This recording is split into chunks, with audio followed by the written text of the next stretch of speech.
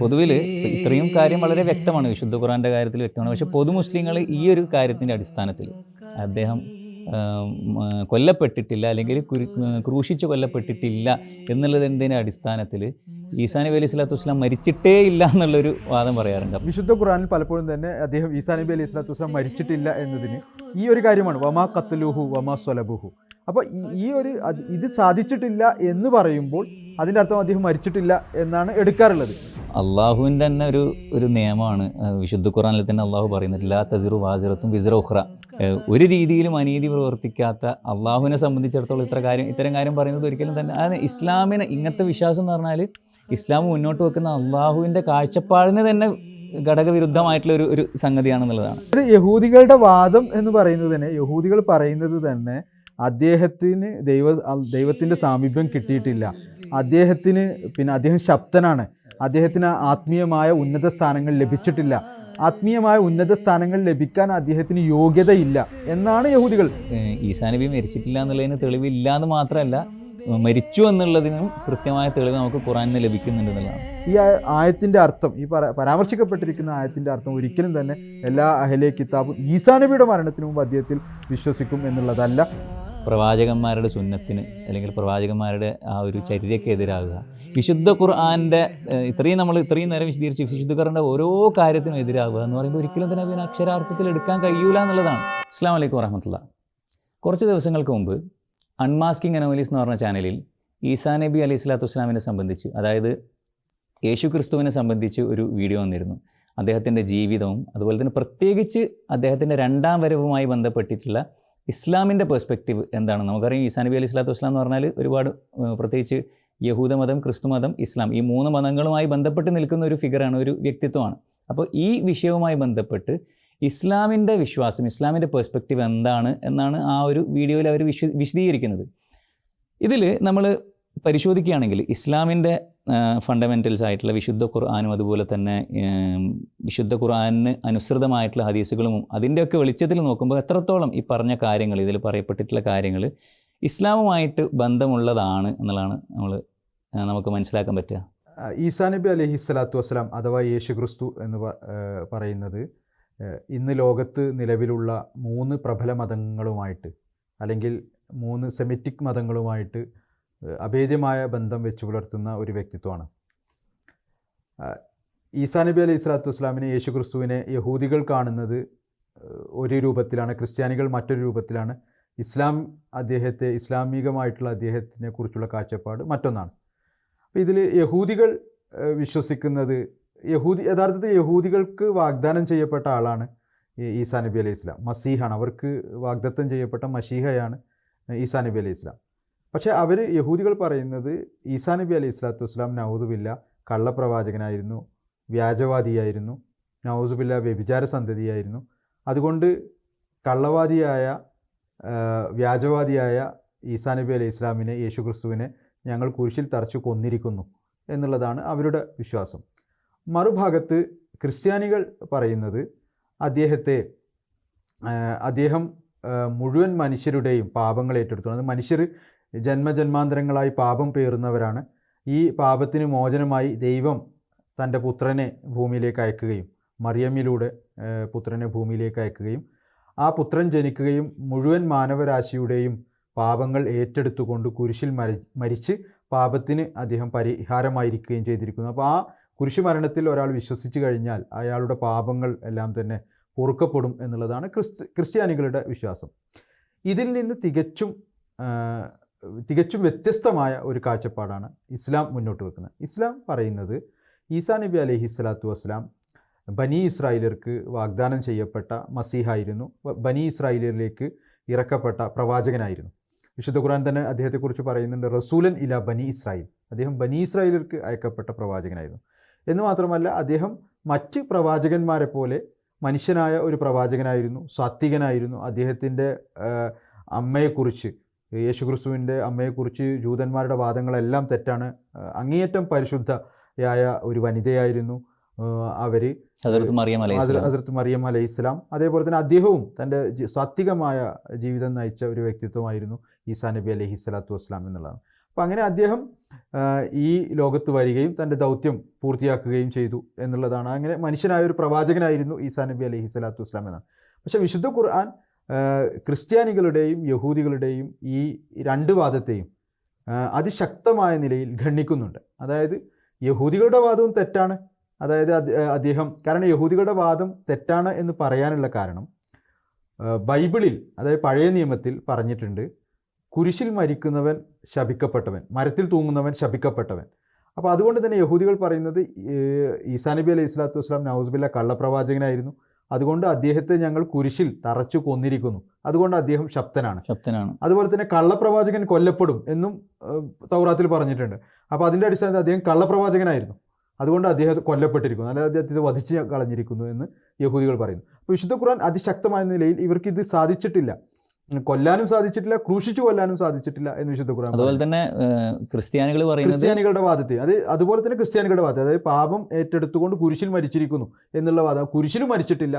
രണ്ട് വാദവും വ്യത്യസ്തമായ വാദങ്ങളാണെങ്കിലും അതിന്റെ അടിസ്ഥാനം എന്ന് പറയുന്നത് ഈസാ നബി അലൈഹി സ്വലാത്തു വസ്സലാം കുരിശിൽ മരണപ്പെട്ടു എന്നുള്ളതാണ്. അതിനെ വിശുദ്ധ ഖുർആന് അതിനെ അതിശക്തമായ നിലയിൽ, അതായത് ഒരു സംശയത്തിനും ഇടയില്ലാത്ത വിധം വിശുദ്ധ ഖുർആൻ പറയുന്നു അവർക്ക് കുരിശിൽ തറച്ചു കൊല്ലാൻ, കുരിശിലും അദ്ദേഹം മരിച്ചിട്ടില്ല, അദ്ദേഹത്തെ ഏതെങ്കിലും തരത്തിൽ അവർക്ക് വധിക്കുവാനോ സാധിച്ചിട്ടില്ല എന്നുള്ള. അപ്പോൾ ഇതാണ് ഈ ക്രിസ്ത്യാനികളുടെയും യഹൂദികളുടെയും ഈ വാദത്തെ വിശുദ്ധ ഖുർആൻ നിരാകരിക്കുന്നു.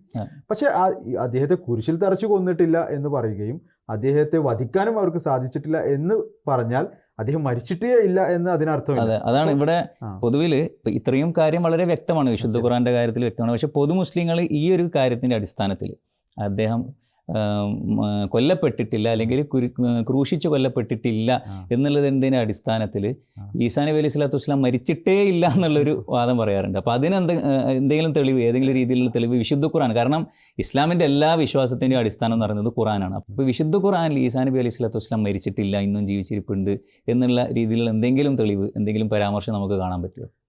വിശുദ്ധ ഖുർആനിൽ ഈസാ നബി അലൈഹി സ്വലാത്തു വസ്സലാം ഇങ്ങനെ മരിച്ചിട്ടില്ല എന്നതിന് യാതൊരു തെളിവും ഇല്ല എന്നുള്ളതാണ് യാഥാർത്ഥ്യം.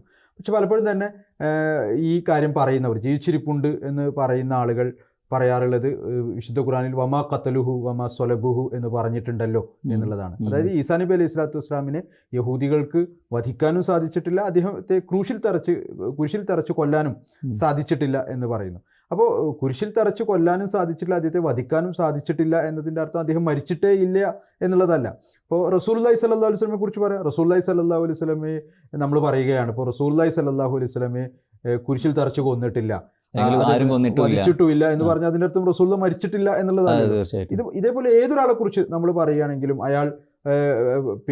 അയാൾ വധിക്കപ്പെട്ടിട്ടില്ല അല്ലെങ്കിൽ അയാൾ ക്രൂശിക്കപ്പെട്ടിട്ടില്ല എന്ന് പറഞ്ഞാൽ അയാൾ മരിച്ചിട്ടേ ഇല്ല എന്നുള്ളതല്ല.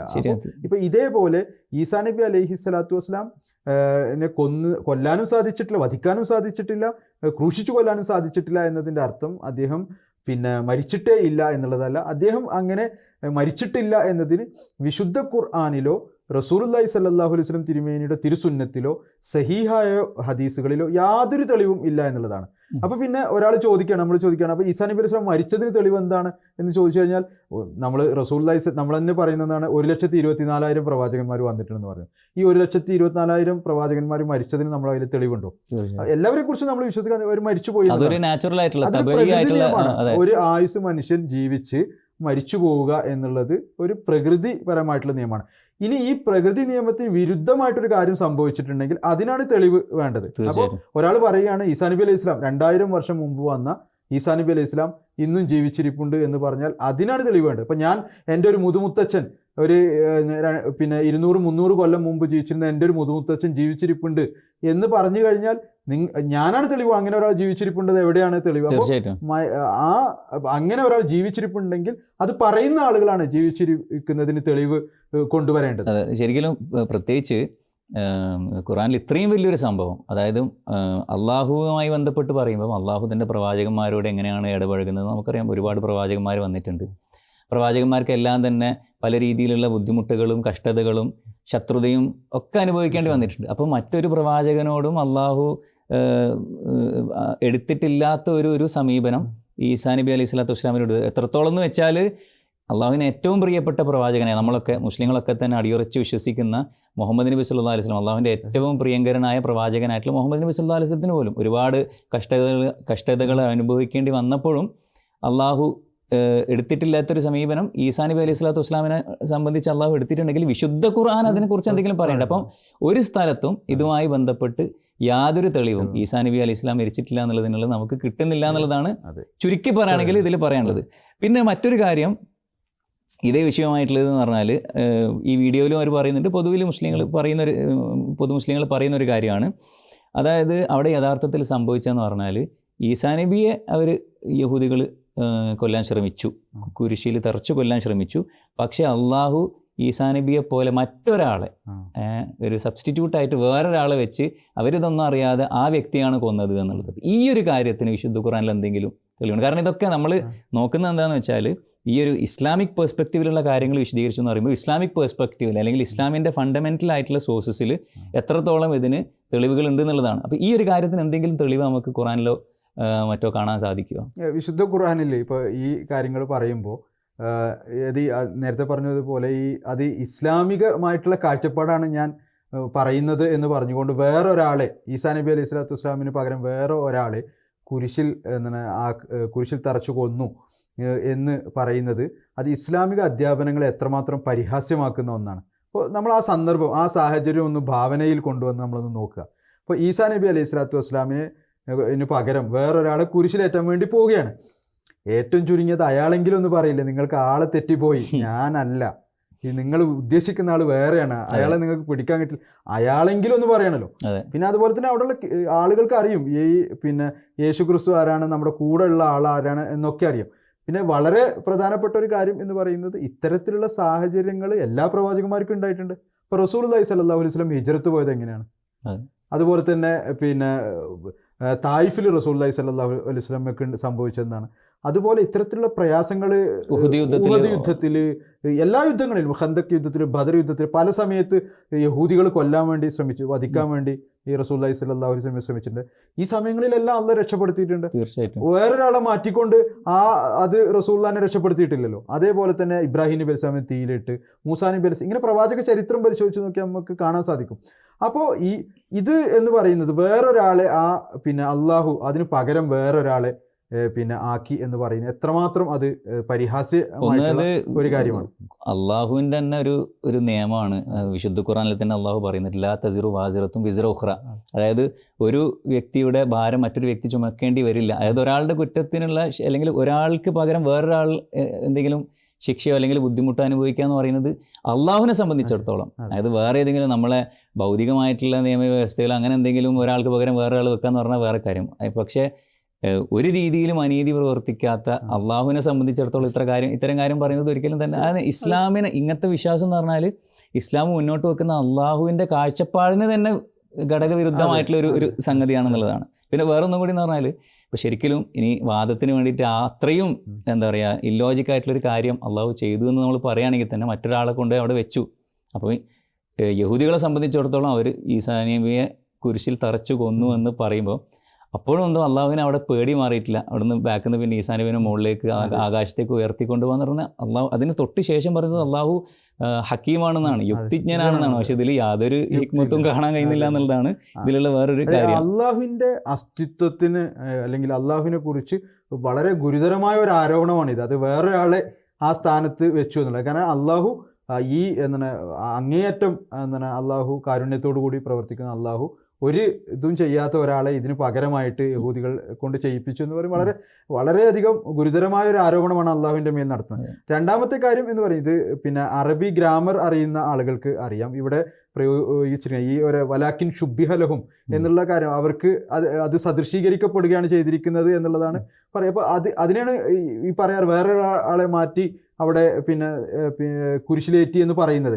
അപ്പോൾ ഈ ശുബ്ബിഹ എന്നുള്ള പദം അറബി അറിയുന്നവർക്ക് അറിയാം, അത് മജ്ഹൂലിൻ്റെ പദമാണ്. അപ്പോൾ പാസീവ് വോയിസ്. അപ്പോൾ അങ്ങനെ വേറൊരാളുണ്ടെങ്കിൽ, ഈ മജ്ഹൂൽ എന്ന് പറയുമ്പോൾ തന്നെ നമുക്കറിയാലോ, അപ്പോൾ അങ്ങനെ വേറൊരാളുണ്ടെങ്കിൽ ഒന്നുകിൽ അയാളെക്കുറിച്ച് മുമ്പ് പറഞ്ഞിരിക്കണം, ഈ സംഭവം പറയുമ്പോൾ അതിന് മുമ്പ് പറഞ്ഞിരിക്കണം, അതല്ലെങ്കിൽ അതിന് ശേഷം എവിടെയെങ്കിലും പരാമർശം ഒന്ന് മുമ്പോ അതിന് ശേഷവും ഉണ്ടെങ്കിൽ മജ്ഹൂലിൻ്റെ പ്രയോഗം അതിൻ്റെ മധ്യത്തിൽ വരികയുള്ളൂ. അപ്പോൾ ഒന്നുകിൽ മുമ്പ് അയാളെക്കുറിച്ച് പറഞ്ഞിരിക്കണം, വേറെ ഒരാളെ കുറിച്ച് പറഞ്ഞിരിക്കണം, അതല്ലെങ്കിൽ ശേഷം പറഞ്ഞിരിക്കണം. അങ്ങനെ ഒരാളെ കുറിച്ച് ഈ വിശുദ്ധ ഖുർആനിൽ ഈ സംഭവം വിവരിക്കുന്ന ഒരു സ്ഥലത്തും മുമ്പും പറയുന്നില്ല, ശേഷവും പറയുന്നില്ല. വിശുദ്ധ ഖുർആൻ മുഴുവൻ നോക്കിയാൽ അങ്ങനെ ഒരാളെ കുറിച്ച് സൂചന പോലും ഇല്ല, അയാളെ കുറിച്ച് പറയുന്നില്ല എന്ന് മാത്രമല്ല അങ്ങനെ ഒരാളെ കുറിച്ചുള്ള ഒരു സൂചന പോലും വിശുദ്ധ ഖുർആനിൽ എവിടെയും ഇല്ല. പിന്നെ അത് എവിടുന്നാണ് വരുന്നത്?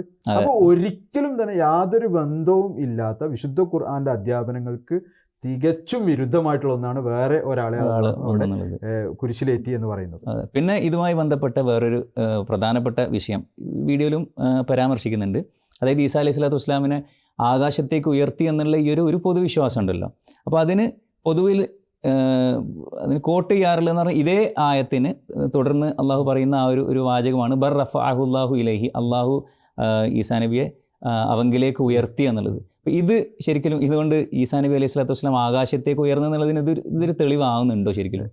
അതാണ് അവരോട് ചോദിക്കുന്നത്. ഈ ബൽ റഫഅഹുല്ലാഹു ഇലൈഹി, അള്ളാഹു അദ്ദേഹത്തെ അവങ്കിലേക്ക് ഉയർത്തി എന്ന് പറഞ്ഞു കഴിഞ്ഞാൽ അതെങ്ങനെയാണ് ആകാശത്തേക്ക് ഉയർത്തലാകല്?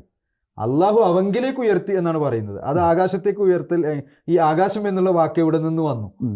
ആകാശത്തേക്ക് ഉയർത്തി എന്ന് എവിടെ നിന്ന് വന്നു? അപ്പോൾ ഒരിക്കലും തന്നെ അതിന് ആകാശത്തേക്ക് ഉയർത്തി എന്നുള്ള ഒരു അർത്ഥം ഒരിക്കലും സുൽത്താൻ സാഹിബ് പറഞ്ഞപ്പോൾ, അതായത് അള്ളാഹു എന്ന് പറഞ്ഞാൽ ഈ ഫിസിക്കൽ കൺസ്ട്രെയിൻസ് എന്നെല്ലാം അതീതനായിട്ടുള്ള ഒരു അസ്തിത്വമാണ്. അള്ളാഹു എന്ന് പറഞ്ഞാൽ ഇപ്പോൾ നമ്മൾ ഈ ഭൗതിക പ്രപഞ്ചത്തെ സൃഷ്ടിച്ചവെന്ന് പറയുമ്പോൾ എല്ലാ ഭൗതികമായിട്ടുള്ള മാനങ്ങളിൽ നിന്നും എല്ലാ ഫിസിക്കൽ ഡയമെൻഷൻസിനും അതീതമായിരിക്കണം. പ്രത്യേകിച്ച് അൺമാസ്കിംഗ് അനോമലീസ് എന്ന് പറഞ്ഞ ചാനൽ ഈ ഒരു വിഷയത്തിൽ ഒരുപാട് വീഡിയോസ് ചെയ്യുന്ന ആളുകളാണ്. അള്ളാഹുവിനെ സംബന്ധിച്ചിട്ടുള്ള അല്ലെങ്കിൽ ദൈവാസ്തിത്വമായി ബന്ധപ്പെട്ടിട്ടുള്ള തീർത്തും വികലമായിട്ടുള്ള സങ്കല്പങ്ങൾക്കൊക്കെ അത്യാവശ്യം കുഴപ്പമില്ലാത്ത രീതിയിൽ മറുപടി കൊടുക്കുന്നവരാണ്. അപ്പോൾ അള്ളാഹു എന്ന് പറഞ്ഞാൽ ഈ ഫിസിക്കൽ കൺസ്ട്രെയിൻസിനൊക്കെ അതീതമാണ് എന്ന് പറഞ്ഞിട്ട് പിന്നെ അള്ളാഹുലേക്ക് ഉയർത്തി എന്ന് പറയുമ്പോൾ അതൊരു ഫിസിക്കൽ ഉയർത്തലാകുക എന്ന് പറയുന്നത് ഒരു ജഡികമായിട്ടുള്ള ശാരീരികമായിട്ടുള്ള ഒരു ഉയർത്തലാണ് അള്ളാഹുലേക്ക് എന്ന് പറയുന്നതിൽ തന്നെ അർത്ഥമില്ല.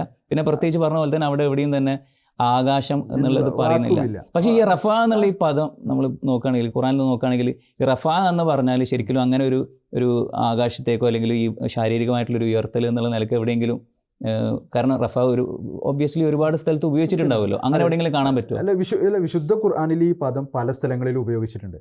അതിനെല്ലാം തന്നെ അള്ളാഹുവിൻ്റെ സാമീപ്യം ലഭിച്ചാൽ ആത്മീയമായ നിലയിൽ അദ്ദേഹത്തെ ഉയർത്തി, അതേപോലെ തന്നെ ആത്മീയമായിട്ടുള്ള ഔന്നിത്യം ലഭിക്കുക, സ്ഥാനമാനങ്ങൾ ലഭിക്കുക, ഉന്നത സ്ഥാനം ലഭിക്കുക, ഈ അർത്ഥത്തിലാണ് ഉപയോഗിച്ചിട്ടുള്ളത്. ഇപ്പോൾ ഉദാഹരണമായിട്ട് ഇദ്രീസ് അലൈഹി ഇസ്ലാമിനെ കുറിച്ച് തന്നെ വിശുദ്ധ ഖുർആനിൽ പറയുന്നുണ്ട് വറഫഅനാഹു മകാൻ അലിയ, അദ്ദേഹത്തെ നാം ഒരു ഉന്നത സ്ഥാനത്തേക്ക് ഉയർത്തിയിരിക്കുന്നു. അപ്പോൾ അദ്ദേഹത്തെ ഒരു ഉന്നത സ്ഥാനത്തേക്ക് ഉയർത്തി എന്ന് പറഞ്ഞു കഴിഞ്ഞാൽ അതിൻ്റെ അർത്ഥം അദ്ദേഹത്തെ ഏതെങ്കിലും മലമുകളിൽ കൊണ്ടുവച്ചു എന്നല്ല, അതിന് ഉന്നതമായ സ്ഥാനം നൽകി എന്നുള്ളതാണ്. ഇപ്പോൾ നമ്മൾ ഉദാഹരണത്തിന് നമ്മൾ നമസ്കാരത്തിൽ ദുആ ചെയ്യാറുണ്ട്, വർഫഅനി, എന്നെ ഉയർത്തണമേ. അപ്പോൾ എന്നെ ഉയർത്തണമേ എന്ന് പറഞ്ഞു കഴിഞ്ഞാൽ എന്താണ് അതിൻ്റെ അർത്ഥം? അപ്പോൾ അതിൽ ഈ എന്നെ ആത്മീയമായ നിലയിൽ ഉയർത്തണമേ എന്നുള്ളത് അതിൽ ഇൻക്ലൂഡഡ് ആണ്. അത് എന്നെ ആത്മീയമായ നിലയിൽ ഉയർത്തുക എന്നുള്ളത് മാത്രമേ അതിന് അർത്ഥം കിട്ടുകയുള്ളൂ, വേറൊരു അർത്ഥം ലഭിക്കുകയില്ല. കാരണം 1300-1400 വർഷങ്ങളായിട്ട് മുസ്ലിം ലോകത്ത് ഈ ദുആ ചെയ്തുകൊണ്ടിരിക്കുകയാണ്. റസൂലുള്ളാഹി സ്വല്ലല്ലാഹു അലൈഹി വസല്ലം സഹാബാക്കളും താബീങ്ങളും താബീങ്ങളും മുജദ്ദിദീങ്ങളും എല്ലാവരും ദുആ ചെയ്തു. ഒരാളെ പോലും ശാരീരികമായിട്ട് ആകാശത്തേക്ക് ഉയർത്തിയിട്ടില്ല, ഈ ദുആയുടെ ഫലമായിട്ട് ഉയർത്തിയിട്ടില്ല. പക്ഷെ അപ്പോൾ അതിൻ്റെ അർത്ഥം എന്ന് പറഞ്ഞാൽ ആത്മീയമായ നിലയിൽ ഉയർത്തുക എന്നാണ്. പിന്നീട് ഹദീസിൽ നമുക്ക് കാണാൻ സാധിക്കും ഒരു മനുഷ്യൻ, ഒരു ദാസൻ, അള്ളാഹുവിൻ്റെ ഒരു ദാസൻ വിനയം കൈക്കൊള്ളുകയാണെങ്കിൽ റഫഅല്ലാഹു ഇല സമാഇ സാബി, അള്ളാഹു അദ്ദേഹത്തെ ഏഴാനാകാശത്തേക്ക് ഉയർത്തുന്നതാണ്. അതിന്റെ അർത്ഥം എന്താണ്? ആത്മീയമായ നിലയിൽ ആകാശത്തേക്ക് എന്ന് പറഞ്ഞാൽ പോലും അതിന്റെ അർത്ഥം മൂസാ നബി അലൈഹി സ്വലാത്തു വസ്സലാമിന്റെ കാലത്തുള്ള ബൽഅം ബഊറയെ കുറിച്ച് പറയുന്നുണ്ട്. അള്ളാഹു ഉദ്ദേശിച്ചിരുന്നുവെങ്കിൽ അദ്ദേഹത്തെ ഉയർത്തുമായിരുന്നു, വലാകിൻ അഖ്ലദ ഇലൽ അർദ്, എന്നാൽ അദ്ദേഹം ഭൗതികതയിലേക്ക് ചാഞ്ഞു പോവുകയാണ്. അപ്പോൾ ഈ വിശുദ്ധ ഖുർആനിൽ എവിടെയെല്ലാം മനുഷ്യന് വേണ്ടിയിട്ട് റഫഅ എന്ന പദം ഉപയോഗിച്ചിട്ടുണ്ടോ അവിടെ എല്ലാം തന്നെ അർത്ഥം എന്ന് പറയുന്നത് ഈ ആത്മീയമായ നിലയിൽ ഉയർത്തുക, ദൈവസാമീപ്യം ലഭിക്കുന്ന ആളാക്കുക, അല്ലെ ദൈവസാമീപ്യം സിദ്ധിക്കുക, ഉന്നതമായ സ്ഥാനമാനങ്ങൾ അവർക്ക് ലഭിക്കുക എന്നുള്ളതാണ്. അതല്ലാതെ ജഡികമായിട്ട് ഉയർത്തുക എന്നുള്ള ഒരർത്ഥം വിശുദ്ധ ഖുർആനിലോ ഹദീസിലോ ഒരു സ്ഥലത്തും നമുക്ക് കാണാൻ സാധ്യമല്ല എന്ന് മാത്രമല്ല റസൂലുള്ളാഹി സ്വല്ലല്ലാഹു അലൈഹി വസല്ലമയെ കുറിച്ചും ഇതേ വാക്കുകൾ ഹദീസുകളിൽ പ്രയോഗിക്കപ്പെട്ടിട്ടുണ്ട്. റഫ എന്ന് അതിൻ്റെ അർത്ഥം റസൂലുള്ളാഹിനെ ഉയർത്തി എന്നുള്ള അർത്ഥം ജഡികമായി ഉയർത്തി എന്നുള്ളതല്ല, ആത്മീയമായ നിലയിൽ റസൂലുള്ളാഹി സ്വല്ലല്ലാഹു അലൈഹി വസല്ലം തിരുമേനി ഉയർത്തി എന്നുള്ളതാണ്. ഓക്കെ. പിന്നെ വേറൊരു കാര്യം എന്താണെന്ന് വെച്ചാൽ ഇതിൽ ഈ ഒരു കാര്യം, അതായത് അള്ളാഹു ഈസാ നബി അലൈഹി സ്വലാത്തു വസ്സലാമിനെ ഉയർത്തി എന്ന് പറയുന്ന ഈ ഒരു സന്ദർഭം അത് എന്തിനു വേണ്ടിയിട്ടാണ് പറഞ്ഞതെന്നും കൂടി ഉണ്ടല്ലോ. ഈ യഹൂദികളുടെ ഒരു കാര്യം, ഖൗലിഹിം ഇന്നാ ഖത്തൽനൽ മസീഹ ഈസ ഇബ്ന മറിയം റസൂലല്ലാഹ് അവർ ഞങ്ങൾ പ്രവാചകനായി ഈസായെ കൊന്നിരിക്കുന്നു എന്ന് അവർ വാദിക്കുന്നു എന്ന് പറഞ്ഞിട്ടാണല്ലോ പറയുന്നത്. അപ്പോൾ ആ ഒരു അർത്ഥത്തിൽ നമ്മൾ നോക്കുമ്പോൾ, ആ ഒരു കോണ്ടെക്സ്റ്റിൽ നോക്കുമ്പോഴും ശരിക്കും ഈ റഫേൻ്റെ അർത്ഥം, അതായത് ഈസാ നബി അലൈഹി സ്വലാത്തു വസ്സലാമിനെ അള്ളാഹു ഉയർത്തി എന്ന് പറയുമ്പം അതൊരു ശാരീരികമായി ഉറച്ചാവാൻ സാധിക്കില്ലല്ലോ. കാരണം അവർ പറഞ്ഞത് എന്താണെന്ന് വെച്ചാൽ, സുൽത്താൻ സാഹിബ് ഇപ്പോൾ നേരത്തെ സൂചിപ്പിച്ചതുപോലെ തന്നെ അദ്ദേഹത്തെ, അതായത് ഈസാ നബി അലൈഹി സ്വലാത്തു വസ്സലാം നൗസുബില്ല ശക്തനാണ്, അള്ളാഹുവിൻ്റെ സാമീപ്യം ലഭിച്ചിട്ടില്ലാത്തൊരു വ്യക്തിയാണെന്ന് ഞങ്ങൾ തെളിയിച്ചിരിക്കുന്നു, അതിനുവേണ്ടി കൊന്നു എന്നാണല്ലോ അവർ പറയുന്നത്. അല്ലാണ്ട് അദ്ദേഹത്തിന് ആകാശത്തേക്ക് കയറി പോകാൻ കഴിയൂല എന്ന് ഞങ്ങൾ സ്ഥാപിച്ചു എന്നല്ലല്ലോ പറയുന്നത്. അപ്പോൾ അതുകൊണ്ട് തന്നെ അവിടെ ബൽ എന്നാൽ റഫഅഹുല്ലാഹു ഇലൈഹി, നിങ്ങൾക്ക് അദ്ദേഹത്തെ കൊല്ലാൻ സാധിച്ചിട്ടില്ല, അതുകൊണ്ട് തന്നെ അദ്ദേഹത്തെ നിങ്ങൾ ശക്തനാക്കിയിട്ടില്ല, മറിച്ച് അള്ളാഹു അദ്ദേഹത്തെ തങ്കിലേക്ക് ഉയർത്തിയാണ് ഉണ്ടായത്. അള്ളാഹുവിൻ്റെ സാമീപ്യം അദ്ദേഹത്തിന് ലഭിച്ചു, അദ്ദേഹത്തിന് അള്ളാഹു വളരെ ഉന്നതമായ സ്ഥാനം നൽകി എന്നുള്ളതാണല്ലോ ഇതിൽ ആ ഒരു കോണ്ടെക്സ്റ്റ് നോക്കുമ്പോഴും. അതല്ലെങ്കിൽ അതായത് യഹൂദികളുടെ വാദം എന്ന് പറയുന്നത് തന്നെ, യഹൂദികൾ പറയുന്നത് തന്നെ അദ്ദേഹത്തിന് ദൈവത്തിന്റെ സാമീപ്യം കിട്ടിയിട്ടില്ല, അദ്ദേഹത്തിന് അദ്ദേഹം ശക്തനാണ്, അദ്ദേഹത്തിന് ആത്മീയമായ ഉന്നത സ്ഥാനങ്ങൾ ലഭിച്ചിട്ടില്ല, ആത്മീയമായ ഉന്നത സ്ഥാനങ്ങൾ ലഭിക്കാൻ അദ്ദേഹത്തിന് യോഗ്യതയില്ല എന്നാണ് യഹൂദികൾ. അത് ഞങ്ങൾ സ്ഥാപിച്ചു കാണിച്ചിരിക്കുന്നു, എങ്ങനെ കുരിശിൽ അദ്ദേഹത്തെ തറച്ചുകൊണ്ട് ഞങ്ങൾ സ്ഥാപിച്ചു കാണിച്ചിരിക്കുന്നു എന്നാണ് യഹൂദികൾ പറയുന്നത്. അപ്പോൾ തീർച്ചയായിട്ടും അതിന് മറുപടിയായിട്ട് അള്ളാഹ് പറയേണ്ടത് എന്താണ്? അള്ളാഹു പറയേണ്ടത് അങ്ങനെയല്ല, നിങ്ങളുടെ വാദം തെറ്റാണ്, അദ്ദേഹത്തിന് ദൈവസാമീപ്യം ലഭിച്ചിരിക്കുന്നു എന്നുള്ളതാണ്. അപ്പോൾ ഈ കാര്യമാണ് അള്ളാഹു ഇവിടെ പറയുന്നത്. അതായത് നിങ്ങളുടെ ഈ വാദം തെറ്റാണ്, നിങ്ങൾ കുരിശിൽ തറച്ചു കൊല്ലാനും സാധിച്ചിട്ടില്ല, കള്ളപ്രവാചകൻ എന്ന നിലയിൽ അദ്ദേഹത്തെ വധിക്കാനും നിങ്ങൾക്ക് സാധിച്ചിട്ടില്ല, മറിച്ച് അദ്ദേഹത്തിന് ദൈവസാമീപ്യം ലഭിക്കുകയും ഉന്നതമായ സ്ഥാനങ്ങളിലേക്ക് അദ്ദേഹത്തെ അള്ളാഹു ഉയർത്തുകയും ചെയ്തിരിക്കുന്നു എന്നുള്ള യഹൂദികളുടെ ഈ വാദത്തെ, അതായത് യഹൂദികളുടെ വാദം ആത്മീയമായ ഔന്നിത്യം അദ്ദേഹത്തിന് ലഭിച്ചിട്ടില്ല എന്നാണ്. അപ്പോൾ അള്ളാഹ് ഇവിടെ പറയുന്നത് അദ്ദേഹത്തിന് ആത്മീയമായ ഔന്നിത്യം ലഭിച്ചിരിക്കുന്നു. അപ്പോൾ അതിന് ഏറ്റവും അനുയോജ്യമായ പദമാണ് വിശുദ്ധ ഖുർആൻ പ്രയോഗിച്ചിരിക്കുന്നത് എന്നുള്ളതാണ്.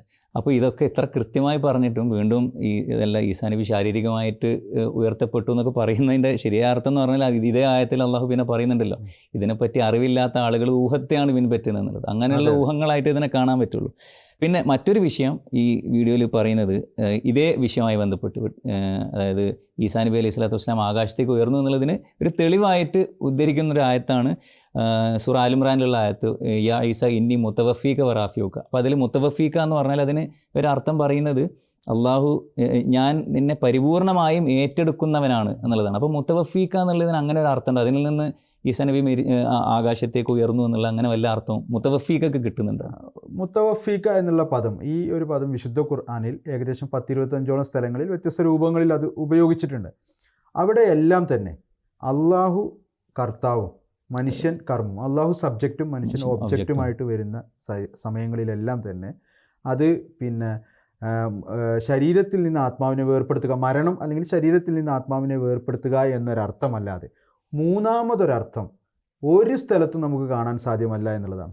അതായത് ഈ ക്ലിയർ ആക്കുകയാണെങ്കിൽ തവഫ എന്നുള്ള ഈ ഒരു വേർബ് അല്ലെങ്കിൽ ഈ ഒരു ക്രിയാപദം, അത് ബാബ് തഫഉലിൽ നിന്ന് അള്ളാഹു സബ്ജക്റ്റും മനുഷ്യന് ഒബ്ജക്റ്റുമായിട്ട് ഉപയോഗിച്ചെടുത്തെല്ലാം തന്നെ ശരീരത്തിൽ നിന്ന് ആത്മാവിനെ വേർപ്പെടുത്തുക എന്നല്ലാതെ വേറെ ഞാൻ പരിപൂർണമായിട്ട് എടുക്കുക അല്ലെങ്കിൽ ഉയർത്താന്നുള്ള ഒരു സ്ഥലത്ത് എന്ന് പറഞ്ഞാൽ വിശുദ്ധ ഖുർആനിലും ലഭ്യമല്ല, തിരുഹദീസുകളിലുമല്ല, പൗരാണിക അറബി സാഹിത്യങ്ങളിലും എവിടെയും നമുക്ക് കാണാൻ സാധ്യമല്ല എന്നുള്ളതാണ് യാഥാർത്ഥ്യം.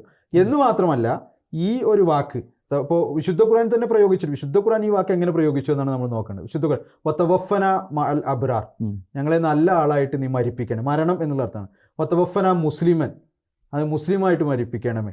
ഈ അതുപോലെ റസൂലുള്ളാഹി സ്വല്ലല്ലാഹു അലൈഹി വസല്ലമയെ കുറിച്ച് പറഞ്ഞു ഔന തവഫയന്നക, താങ്കളെ മരിപ്പിക്കുന്നതായാൽ.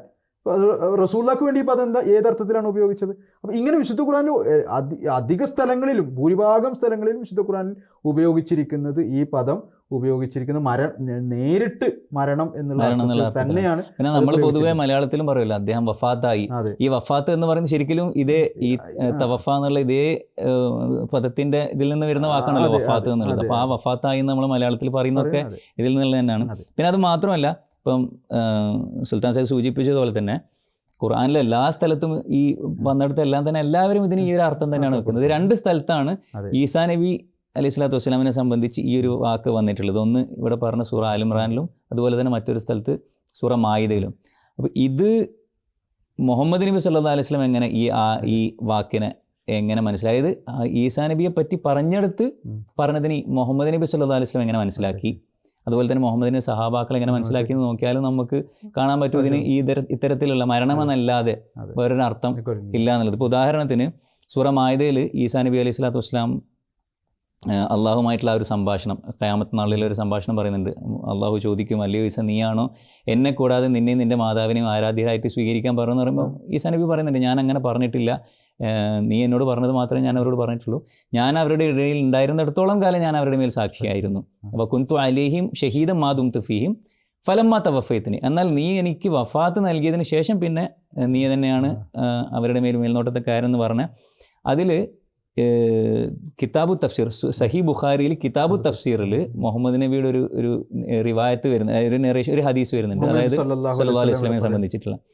അതായത് മുഹമ്മദ് നബി സല്ലല്ലാഹു അലൈഹി വസല്ലം പറയാണ്, അന്ത്യനാളിൽ ഒരുപാട് ആളുകളെ നരകത്തിലേക്ക് കൊണ്ടുപോകുന്നതായിട്ട്, എൻ്റെ ഉമ്മത്തിൽപ്പെട്ട ആളുകളെ നരകത്തിലേക്ക് കൊണ്ടുപോകുന്നതായിട്ട് ഞാൻ കാണും. അപ്പോൾ ഞാൻ അവരോട് പറയും, ഉസൈഹാബി ഉസൈഹാബി, ഇത് എൻ്റെ സമുദായമാണ്, ഇത് എൻ്റെ ജനതയാണ് എന്ന് പറയുമ്പോൾ, എൻ്റെ അനുയായികളാണ് എന്ന് പറയുമ്പോൾ മുഹമ്മദ് നബി സല്ലല്ലാഹു അലൈഹി വസല്ലം പറയാണ്, അപ്പോൾ എന്നോട് പറയപ്പെടും, നിനക്കറിയില്ല നീ മരിച്ചതിന് ശേഷം, അല്ലെങ്കിൽ താങ്കൾ മരിച്ചതിന് ശേഷം ഇവരെന്തെല്ലാമാണ് പ്രവർത്തിച്ചത് എന്ന് നിനക്കറിയില്ല എന്ന് പറയുമ്പം മുഹമ്മദ് നബി സല്ലല്ലാഹു അലൈഹി വസല്ലം പറയാണ്, ഫഅഖൂൽ, അപ്പോൾ ഞാൻ പറയും, കമാ ഖാലൽ അബ്ദുസ് സ്വാലിഹ്, കമാ ഖാലൽ അബ്ദുസ് സ്വാലിഹ്, അതായത് അള്ളാഹുവിൻ്റെ ഒരു വരിഷ്ഠദാസനായ ഈസാ നബി അലൈഹി സ്വലാത്തു വസ്സലാം പറഞ്ഞത് തന്നെ ഞാൻ പറയുന്നു പറഞ്ഞിട്ട് ഇതേ ആയത്ത്, ഈസാ നബി പറഞ്ഞ ഇതേ ആയത്ത്, വകുന്തു അലൈഹിം ഷഹീദം മാ ദുംതു ഫീഹിം ഫലമ്മാ തവഫൈതനി കുന്തു അൻത റഖീബ അലൈഹിം. അപ്പം അതേ കാര്യം എടുത്തുകൊണ്ടാണ് മുഹമ്മദ് നബി സല്ലല്ലാഹു അലൈഹി വസല്ലം പറയുന്നത്. മുഹമ്മദ് നബി സല്ലല്ലാഹു അലൈഹി വസല്ലം ഇങ്ങനെ പരിപൂർണമായിട്ടും ഏറ്റെടുക്കപ്പെട്ടുകൊണ്ട് ആകാശത്തേക്ക് പോയിട്ടാണോ ഈ ലോകത്ത് നിന്ന് വിടവാങ്ങിയത്? അല്ലല്ലോ. നമുക്കറിയാം, സാധാരണ എല്ലാ മനുഷ്യന്മാരും മരിക്കുന്നത് പോലെയാണ് മുഹമ്മദ് നബി സല്ലല്ലാഹു അലൈഹി വസല്ലം മരിച്ചത്. അവിടെ ഒരു പ്രധാനപ്പെട്ട കാര്യം എന്ന് പറയുന്നത് ഇതാണ്, അതായത് ഈ വാക്ക് വിശുദ്ധ ഖുർആനിൽ ഈസാ നബി അലൈഹി സ്വലാത്തു വസ്സലാമിന് വേണ്ടി സൂറത്തുൽ മാഇദയിൽ 116, 117 ആയത്തിൽ ഉപയോഗിക്കുന്നു.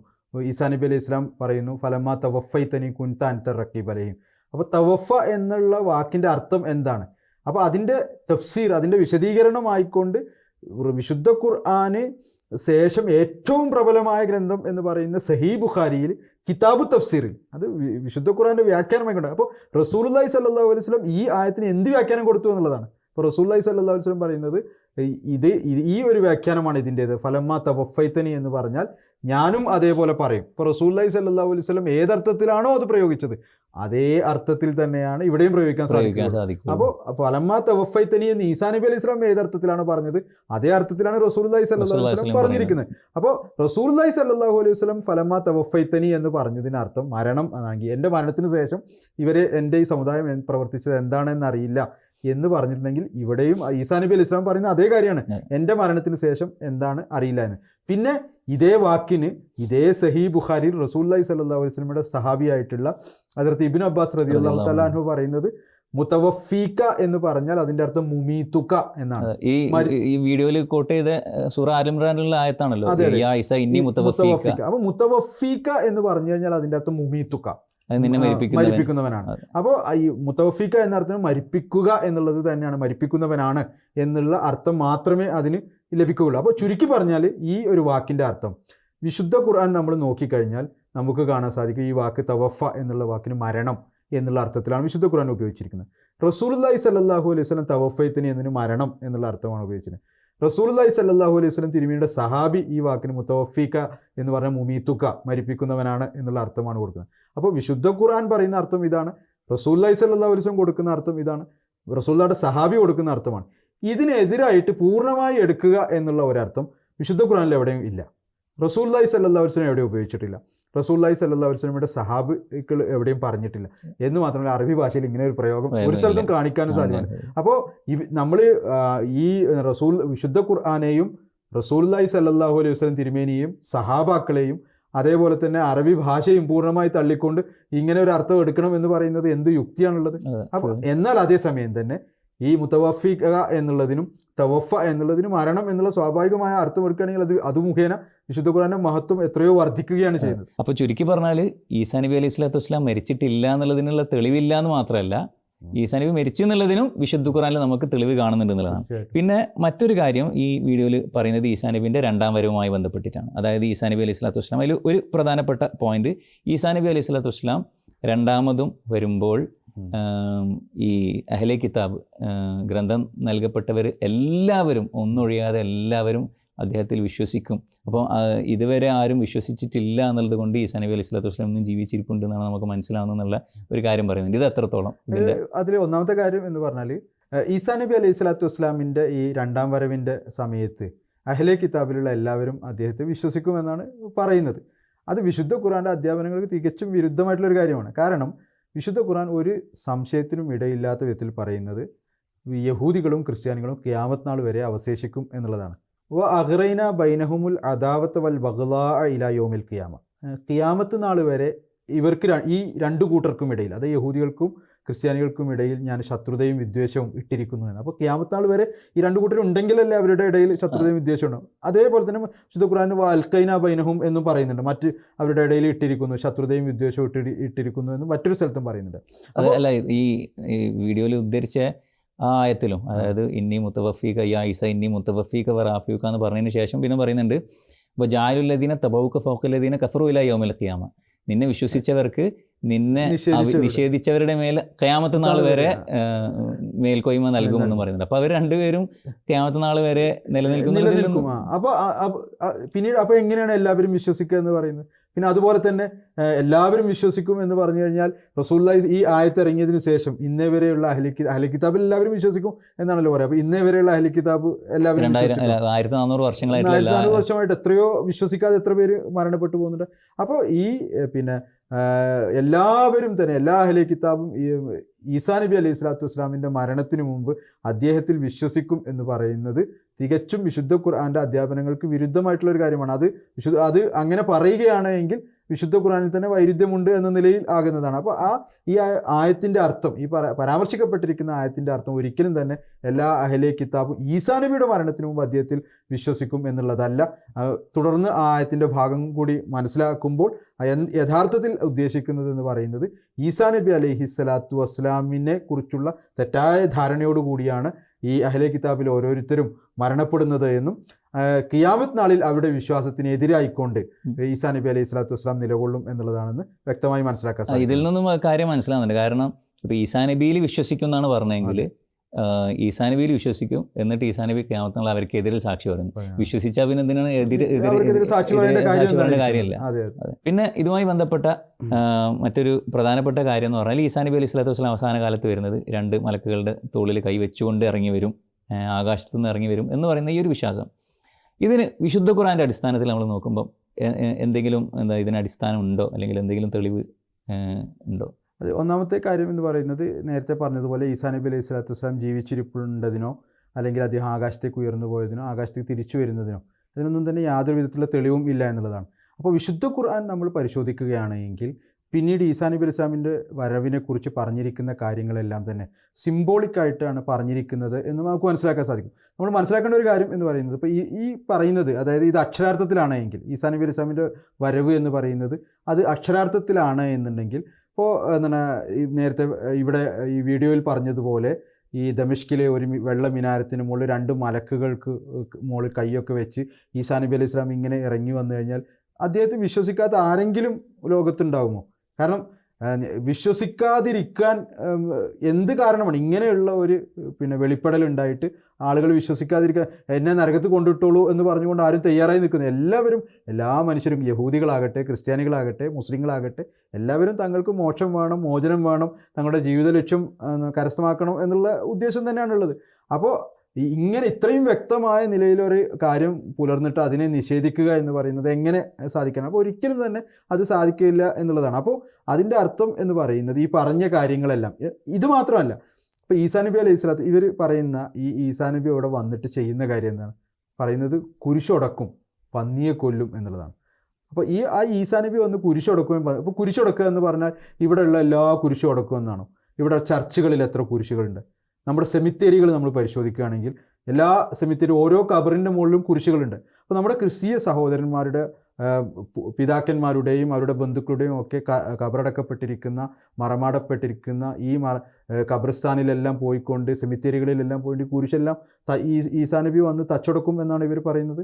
അപ്പോൾ അതുപോലെ തന്നെ ക്രിസ്ത്യാനികളുടെ വീടുകളിലും ചർച്ചുകളിലും അതുപോലെ തന്നെ മറ്റ് അവരുടെ വിശുദ്ധ സ്ഥലങ്ങളിലൊക്കെ ഉപയോഗിച്ചിരിക്കുന്ന ഈ കുരിശിനൊക്കെ പൂർണ്ണമായും തച്ചുടക്കുമെന്നാണോ? അപ്പോൾ അത് സിംബോളിക്കായിട്ട് പറഞ്ഞത് പന്നിയെ കൊല്ലും എന്ന് പറഞ്ഞിട്ടുണ്ട്. ഇതിലേറ്റവും വിചിത്രമായിട്ടുള്ള ഒരു കാര്യം എന്ന് പറയുന്നത് ഈ ഈസാ നബി സഹീഹ് മുസ്ലിമിൻ്റെ ഒരു ഹദീസിലുണ്ട്, റസൂലുള്ളാഹി സ്വല്ലല്ലാഹു അലൈഹി വസല്ലം പറയുന്നുണ്ട് ഈസാ നബി അലൈഹി സ്വലാത്തു വസ്സലാം വരുന്നത് ഈ റസൂലുള്ളാഹി സ്വല്ലല്ലാഹു അലൈഹി വസല്ലം തിരുമേനിയുടെ സുന്നത്തും വിശുദ്ധ ഖുർആനും നടപ്പിലാക്കാനാണ്. വിശുദ്ധ ഖുർആനിൽ എവിടെയെങ്കിലും നമ്മളിത് കണ്ടിട്ടുണ്ടോ? ഈ കുരിശുടക്കാൻ വേണ്ടി പറഞ്ഞത് റസൂലുള്ളാഹി സ്വല്ലല്ലാഹു അലൈഹി വസല്ലം എപ്പോഴെങ്കിലും കുരിശുടച്ചിട്ടുണ്ടോ? റസൂലുള്ളാഹി എപ്പോഴെങ്കിലും സഹാബാക്കളെ കൂട്ടി യുദ്ധത്തിന് പോയതുപോലെ പന്നികളെ കൊല്ലാൻ വേണ്ടി പോയിട്ടുണ്ടോ? അപ്പോൾ ഇതിൻ്റെയൊക്കെ അർത്ഥം എന്ന് പറയുന്നത് സിംബോളിക്കായിട്ടുള്ള കാര്യം. ഈ കാര്യങ്ങൾ, അതായത് കുരിശുടക്കുക, പന്നിയെ കൊല്ലുക എന്നുള്ളത് സിംബോളിക്കാണെങ്കിൽ, ഇതുപോലുള്ള പിന്നെ മിനാരത്തിന് മുകളിൽ ഇറങ്ങുക എന്നുള്ള ഇത്തരം കാര്യങ്ങളെല്ലാം തന്നെ വിശുദ്ധ ഖുർആൻ നമ്മൾ പരിശോധിക്കുകയാണെങ്കിൽ ഇതൊക്കെ സിംബോളിക്കായിട്ട് എടുക്കുകയേ സാധ്യമുള്ളൂ. അതല്ലാതെ ഒരിക്കലും തന്നെ നമുക്ക് പൊതുവെ ഈ പ്രവചനങ്ങൾ എന്ന് പറയുമ്പോൾ തന്നെ അതിൽ എന്താ പറയുക, അതിനൊരു സിംബോളിക് എലമെൻറ്റ് ഉണ്ടാവും. ഇപ്പം ഒബ്വിയസ്ലി പല പ്രവചനങ്ങളും അത് അക്ഷരാർത്ഥത്തിൽ പുലരാറുണ്ട്. പക്ഷേ പ്രത്യേകിച്ച് ഏതെങ്കിലും പ്രവചനത്തിൽ പറഞ്ഞിട്ടുള്ള കാര്യം അത് ലിറ്ററലി എടുക്കുകയാണെങ്കിൽ അത് ഈ സുൽത്താൻ സാഹിബ് സൂചിപ്പിച്ചതുപോലെ തന്നെ പ്രവാചകന്മാരുടെ സുന്നത്തിന് അല്ലെങ്കിൽ പ്രവാചകന്മാരുടെ ആ ഒരു ചര്യയ്ക്ക് എതിരാകുക, വിശുദ്ധ ഖുർആൻ്റെ ഇത്രയും നേരം വിശദീകരിച്ച് വിശുദ്ധ ഖുർആൻ്റെ ഓരോ കാര്യത്തിനും എതിരാകുക എന്ന് പറയുമ്പോൾ ഒരിക്കലും തന്നെ പിന്നെ അക്ഷരാർത്ഥത്തിൽ എടുക്കാൻ കഴിയൂല എന്നുള്ളതാണ്. ഇപ്പോൾ ഉദാഹരണത്തിന് മുഹമ്മദ് നബി സല്ലല്ലാഹു അലൈഹി വസല്ലത്തിൻ്റെ ഒരു സംബോധന നമുക്ക് നോക്കാം. മുഹമ്മദ് നബി സല്ലല്ലാഹു അലൈഹി വസല്ലത്തിൻ്റെ ഭാര്യമാർ മുഹമ്മദ് നബിയോട് വന്ന് ചോദിക്കുന്നുണ്ട്, അല്ലയോ പ്രവാചകരെ, താങ്കളുടെ മരണത്തിന് ശേഷം ഞങ്ങളിൽ ആരാണ് താങ്കളുടെ അടുത്തേക്ക് ആദ്യം വരിക, അതായത് ആരാണ് ആദ്യം മരണപ്പെടുക എന്ന് ചോദിക്കുമ്പം മുഹമ്മദ് നബി സല്ലല്ലാഹു അലൈഹി വസല്ലം പറയുന്നുണ്ട്, ഏറ്റവും കൈക്ക് നീളമുള്ള ഭാര്യയായിരിക്കും എത്തുക. അപ്പോൾ ഇവരത്, അതായത് മുഹമ്മദ് നബി സല്ലല്ലാഹു അലൈഹി വസല്ലമയുടെ ഭാര്യമാർ അത് അക്ഷരാർത്ഥത്തിലാണ് ആദ്യം മനസ്സിലാക്കിയിരുന്നത്. പക്ഷേ യഥാർത്ഥത്തിൽ മരണം സംഭവിച്ചപ്പോഴാണ് മനസ്സിലായത്, ഹസ്രത്ത് സൈനബ് റളിയല്ലാഹു അൻഹ വഫാത്തായപ്പോഴാണ് മനസ്സിലായത് യഥാർത്ഥത്തിൽ ഇതുകൊണ്ട് ഉദ്ദേശിച്ചത് ദാനധർമ്മങ്ങൾ ഏറ്റവും കൂടുതൽ ചെയ്യുക എന്നുള്ളതാണ്. അപ്പോൾ ഇവിടെ ഇല്ല, ലിറ്ററലിയെ നമ്മൾ എടുക്കുകയുള്ളൂ, ലിറ്ററലിയെ നമ്മളത് എന്താ പറയുക, അത് ആ ഒരു ഇൻ്റർപ്രിട്ടേഷനെ നൽകുകയുള്ളൂ എന്ന് പറഞ്ഞാൽ നൗസുല്ല മുഹമ്മദ് നബിൻ്റെ ആ പ്രവചനം തെറ്റായിപ്പോയി എന്ന് പറയേണ്ടി വരും. അപ്പോൾ പ്രവചനങ്ങളിൽ തീർച്ചയായിട്ടും സിംബോളിക് എലമെൻറ്റ്സ് ഉണ്ടാകും. പ്രത്യേകിച്ച് അതിൻ്റെ ലിറ്ററൽ ഇൻ്റർപ്രിട്ടേഷൻ ഖുർആനും അതുപോലെ തന്നെ പ്രവാചകന്മാരുടെ ചര്യക്കും അള്ളാഹുവിൻ്റെ ഹിക്മത്തിനും ഒക്കെ എതിരാകുമ്പോൾ പിന്നെ അതിന് വേറൊരു നിർവാഹവും ഇല്ല എന്നുള്ളതാണ് ഇതിൽ പറഞ്ഞിട്ടുള്ളത്. ഇവിടെ മനസ്സിലാക്കേണ്ട ഒരു കാര്യം എന്ന് പറയുന്നത് ഇത്തരം പ്രവചനങ്ങളെ അതിനെ പ്രത്യക്ഷ രൂപത്തിൽ എടുക്കുക എന്ന് പറയുന്നത് മുൻപും നടന്നിട്ടുള്ളതാണ്. പൂർവ്വ സമുദായത്തിൽ നമുക്കതിൻ്റെ മാതൃക കാണാൻ സാധിക്കുന്നതാണ്. ഈസാ നബി അലൈഹി സ്വലാത്തു വസ്സലാം വന്ന സമയത്ത് യഹൂദികൾ ഈസാ നബി അലൈഹി സ്വലാമിനോട് ചോദിച്ചത്, നീ മസീഹാണ് എങ്കിൽ, ഞങ്ങൾക്ക് വാഗ്ദാനം ചെയ്ത മസീഹ് നീയാണ് എങ്കിൽ നിനക്ക് മുമ്പ് മസീഹിന് മുമ്പ് ഏലിയാവ് ആകാശത്തിൽ നിന്ന് വരും എന്ന് ഞങ്ങളുടെ ഗ്രന്ഥത്തിൽ എഴുതിയിട്ടുണ്ട്, ഏലിയാവ് ഇതുവരെ ആകാശത്തിൽ നിന്ന് വന്നിട്ടില്ലല്ലോ എന്ന്. അപ്പോൾ ഈസാ നബി അലൈഹി സ്വലാത്തു വസ്സലാം പറഞ്ഞു, ഏലിയാവ് ആകാശത്തൊന്നുമില്ല, ആകാശത്ത് നിന്ന് ആരും വരാനുമില്ല, നിങ്ങൾക്ക് വാഗ്ദാനം ചെയ്യപ്പെട്ട ഏലിയാവ് അഥവാ ഇല്യാസ് എന്ന് പറയുന്നത് യഹിയയാണ്, യോഹന്നയാണ് എന്ന് പറഞ്ഞു. അപ്പോൾ അത് ഇവിടെ യഹിയയുടെ വരവിനെ ഏലിയാസുമായിട്ട് സാദൃശ്യപ്പെടുത്തുകയാണ് ചെയ്തിരിക്കുന്നത്, സിംബോളിക്കായിട്ട് പറയുകയാണ് ചെയ്തിരിക്കുന്നത്. അപ്പോൾ ഇതേപോലെ റസൂലുള്ളാഹി സ്വല്ലല്ലാഹു അലൈഹി വസല്ലം പറഞ്ഞിരിക്കുന്നു, ഒരു കാലഘട്ടത്തിൽ മുസ്ലിങ്ങളും യഹൂദികളെ ചാണിന് ചാണും മുഴത്തിന് മുഴമായി പിൻപറ്റുമെന്നുള്ളത്. അപ്പോൾ അന്ന് യഹൂദികൾ പിന്നെ ഏലിയാവിനെ എങ്ങനെയാണോ ആകാശത്തു നിന്ന് പ്രതീക്ഷിച്ചിരുന്നത്, അതുപോലെ ഇന്ന് മുസ്ലിങ്ങൾ ആകാശത്തു നിന്ന് ഈസയെ 2000 വർഷങ്ങൾക്ക് മുമ്പ് വന്ന ഈസാ നബി അലൈഹി സ്വലാത്തു വസ്സലാമിനെ പ്രതീക്ഷിച്ചുകൊണ്ടിരിക്കുകയാണ്. ഈ പ്രത്യക്ഷത്തിൽ എടുത്തുകൊണ്ട് ഇവിടെ ഈസാ നബി അലൈഹി സ്വലാത്തു വസ്സലാമിൻ്റെ കാര്യം തന്നെ പറയുകയാണെങ്കിൽ മുഹമ്മദ് നബി സല്ലല്ലാഹു അലൈഹി വസല്ലം പ്രവചിച്ചത് നമുക്ക് സഹീഹ് ബുഖാരിയിൽ കാണാൻ പറ്റും. കൈഫ അൻതും, മുഹമ്മദ് നബി സല്ലല്ലാഹു അലൈഹി വസല്ലം പറയുന്നതായിട്ട്, കൈഫ അൻതും ഇദാ നസല ഇബ്നു മറിയമ ഫീക്കും വ ഇമാമുക്കും മിൻകും, അതായത് നിങ്ങളിൽ നിന്ന് നിങ്ങളുടെ ഇമാമായിക്കൊണ്ട്, നിങ്ങളുടെ ഇമാമായിക്കൊണ്ട് ഈസ ഇബ്നു മറിയം വരുമ്പോൾ നിങ്ങളുടെ അവസ്ഥ എന്തായിരിക്കും എന്നാണ് ചോദിക്കുന്നത്. ഇതേപോലെ തന്നെ സഹീഹ് മുസ്ലിമിൽ ഫ അമ്മക്കും മിൻകും, നിങ്ങൾക്ക് ഇമാമത്ത് നേതൃത്വം വഹിച്ചുകൊണ്ട് നിങ്ങളിൽ നിന്ന് തന്നെ ഈസ ഇബ്നു മറിയം വരുമ്പോൾ നിങ്ങളുടെ അവസ്ഥ എന്തായിരിക്കും എന്നാണ് പറയുന്നത്. അപ്പോൾ വളരെ വ്യക്തമാണ്. ഒന്ന് വിശുദ്ധ, നമ്മളിപ്പോൾ ഇത്രയും നേരം ചർച്ച ചെയ്ത് നോക്കുകയാണെങ്കിൽ, ഒന്ന് വിശുദ്ധ ഖുർആൻ്റെ അടിസ്ഥാനത്തിൽ ഈ പറഞ്ഞിട്ടില്ല, ഈസാ നബി അലൈഹി സ്വലാത്തു വസ്സലാം മരണപ്പെട്ടിട്ടില്ല, അദ്ദേഹം ആകാശത്തേക്ക് ഉയർന്നു പോയി ഇന്നും അവിടെ ജീവിച്ചിരിക്കുന്നുണ്ട് എന്നുള്ളതിനുള്ള യാതൊരു തെളിവും വിശുദ്ധ ഖുർആനിൽ നിന്ന് നമുക്ക് കാണാൻ സാധിക്കുകയില്ല എന്നുള്ളതാണ്. അതുപോലെ തന്നെ രണ്ടാം വരവിനെ സംബന്ധിച്ച് മുഹമ്മദ് നബി സല്ലല്ലാഹു അലൈഹി വസല്ലം കൃത്യമായിട്ട് പറഞ്ഞത് ഇതേ ഉമ്മത്തിൽ നിന്ന് വരും എന്നുള്ളതാണ്. അപ്പോൾ ഈ ഒരു അടിസ്ഥാനം മുന്നിൽ വെച്ചുകൊണ്ട് നമ്മൾ നോക്കുമ്പോൾ വളരെ വ്യക്തമാണ്. ഇസ്ലാമിൻ്റെ പേഴ്സ്പെക്റ്റീവിൽ നമ്മൾ നോക്കുമ്പം വരാനുള്ള ഈ മുസ്ലിം ഉമ്മത്തിന് വാഗ്ദത്തം ചെയ്യപ്പെട്ടിട്ടുള്ള മസീഹ് എന്ന് പറയുന്നത് ഇതേ ഉമ്മത്തിൽ നിന്ന് വരാനുള്ള ഒരു വ്യക്തിയാണ്. അതല്ലാതെ ബനി ഇസ്രായേലിലേക്ക് പ്രവാചകനായി അയക്കപ്പെട്ടു എന്ന് പറഞ്ഞിട്ടുള്ള ഈസാ നബി ഒരിക്കലും തന്നെ തിരിച്ചു വരികയില്ല. അതിന് ഖുർആനിൽ നിന്നും അതുപോലെ തന്നെ ഖുർആനുമായി ബന്ധപ്പെട്ട ഖുർആന് അനുസൃതമായിട്ടുള്ള ഒരു ഹദീസിൽ നിന്നും സഹീഹായിട്ടുള്ള ഹദീസിൽ നിന്നും ഇതിൽ നിന്ന് നമുക്ക് ഇതിനായിട്ട് യാതൊരു തെളിവും ലഭിക്കുന്നില്ല എന്നുള്ളതാണ്.